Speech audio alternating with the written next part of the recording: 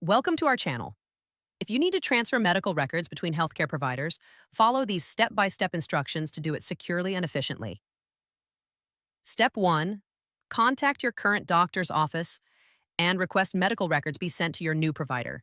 You can typically make this request by phone, in person, or through patient portal. Step 2. Complete a medical records release authorization form. HIPAA requires your written permission for providers to share your health information with other parties. Step 3. Specify exactly which records you need transferred. Include visit notes, test results, imaging reports, surgical records, and medication lists for comprehensive care continuity. Step 4. Provide complete contact information for your new healthcare provider. Include the doctor's name, office address, phone number, and fax number to ensure proper delivery. Step 5. Ask about timing and fees for record transfer. Providers have 30 days to fulfill requests and may charge reasonable copying fees, though some states limit costs.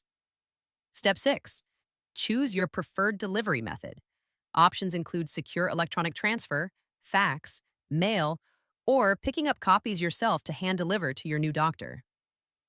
Step 7. Follow up with both offices to confirm records were sent and received.